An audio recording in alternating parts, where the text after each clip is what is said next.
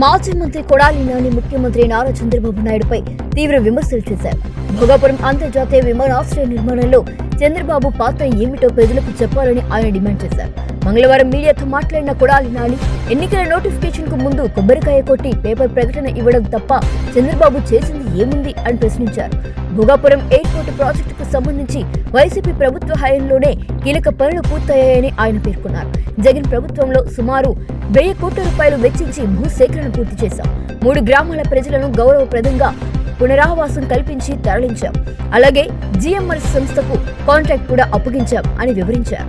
Bhogapuram airport నిర్మాణంలో తమ ప్రభుత్వం చేపట్టిన చర్యలను విస్మరించి ప్రస్తుతం ప్రభుత్వం మొత్తం క్రెడిట్ తీసుకోవాలని ప్రయత్నిస్తుందని కొడాలి నాని ఆరోపించారు.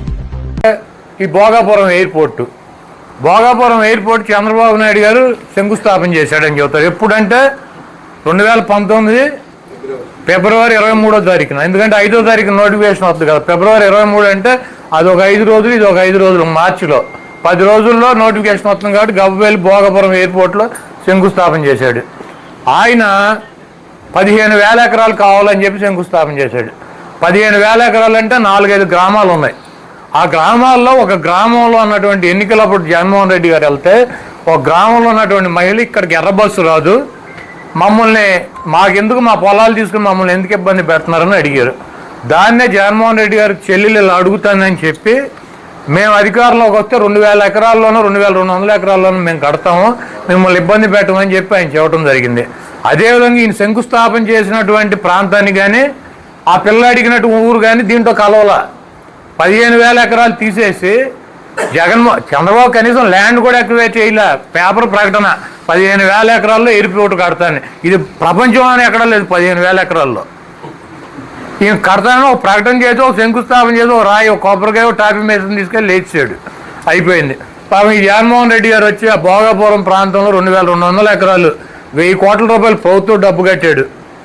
ల్యాండ్ ఎక్వైర్ చేశారు. 3 గ్రామాలను అక్కడి నుంచి రీహాబిలిటేషన్ పక్కకు తరలించి దానికి కావాల్సినటువంటి అనుమతులన్నీ తీసుకొచ్చి కేంద్ర ప్రభుత్వం దగ్గర జిఎంఆర్కి ఇచ్చారు కాంట్రాక్టు. దీంట్లో కాంట్రాక్ట్ అంటే ఏంటి?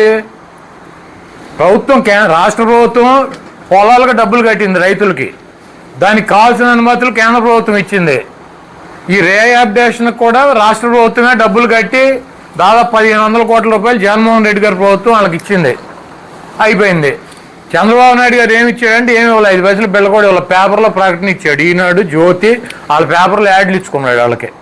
తర్వాత ఒక టాపీ మేస్త్రిని తీసుకెళ్ళి శంకుస్థాపన చేశాడు. ఆయన చేసి ఈ ఎయిర్పోర్ట్ నేనే కట్టాను అంటాడు. సరే కట్టింది ఎవర్రా బాబు అంటే జిఎంఆర్. 5,000 కోట్ల రూపాయలతో 4,700 కోట్ల రూపాయలతో జిఎంఆర్ ఎయిర్పోర్ట్ కట్టాడు. ఇప్పుడు డబ్బులు అతనికి ఎక్కడి నుంచి వస్తాయంటే ఈ రోజు నుంచి ఫ్లైట్లు ఎవరైతే నీ ఓటేళ్ళు నా ఓటేళ్ళు దిగుతారో మనం కొన్న టికెట్లో అతను కమిషన్ వెళ్తుంది. అతను డబ్బులు వసూలు చేసుకోవటం. నరేంద్ర మోడీ గారు కానీ చంద్రబాబు నాయుడు గారు కానీ జిఎంఆర్ ఎయిర్పోర్ట్ ఇప్పుడు ఆ కట్టినటువంటి ఎయిర్పోర్ట్కి 5 పైసలు బిళ్ళ కూడా ఇవ్వాల. ఆయనే డబ్బులు పెట్టి జిఎంఆర్ అనేటువంటి సంస్థ ఎయిర్పోర్ట్ కట్టింది. ఆ ఎయిర్పోర్ట్లో డబ్బులు వాళ్ళు ఇక్కడి నుంచి 34 ఏళ్ళు 40 ఏళ్ళు వాళ్ళు వసూలు చేసుకుంటారు. ఇక్కడ చంద్రబాబు నాయుడు గారు ఏమి ఇచ్చాడు అంటే ఈనాడు, జ్యోతి పేపర్లకు యాడ్ ఇచ్చాడు. అప్పుడు మళ్ళీ ఇప్పుడు సేమ్ అదే యాడ్ ఇచ్చాడు. ఇచ్చి ఒక 50 కోట్లు 60 కోట్లు పెట్టి కొన్ని డ్యాన్సులు వేయించాడు. పిల్లలందరినీ తీసుకెళ్ళి అలా భోజనాలు లేకుండా ఒక 13,000 మందిని పిల్లల్ని భోగేసుకెళ్ళి డ్యాన్సులు చేశాడు. ఇక్కడ నుంచి గుడివా నుంచి కూడా ఆర్టీసీ బస్సులు వెళ్ళినాయి. జనాన్ని భోగేసుకొచ్చి ఒక 40-50 కోట్ల రూపాయలు ఖర్చు పెట్టి అడావిడి చేసి మోడీ గారిని పిలిచి ఇక ఆయనకి భజన చేసి పొగిడి అసలు ఆయన అంత గొప్పవాళ్ళు లేడని చెప్పి పంపించారు. పంపించిన 2 రోజులకి బీహార్లో జాతీయ అధ్యక్షుడు స్థానాన్ని కోల్పోయింది బీజేపీ. అట్లాగే మధ్యప్రదేశ్లో బీజేపీ అధికారంలో ఉంది. అక్కడ కాంగ్రెస్ ఎమ్మెల్యేని దుర్మార్గంగా డిస్క్వాలిఫై చేశారు. ఆ ఎన్నికల్లో మళ్ళీ కాంగ్రెసే డబుల్ మెజార్టీతో గెలిచింది అక్కడ. అదేవిధంగా గుజరాత్లో కూడా 1,00,000 ఓట్ల మెజార్టీతో గెలిచినటువంటి సీటు 29,000 మెజార్టీకి వచ్చింది.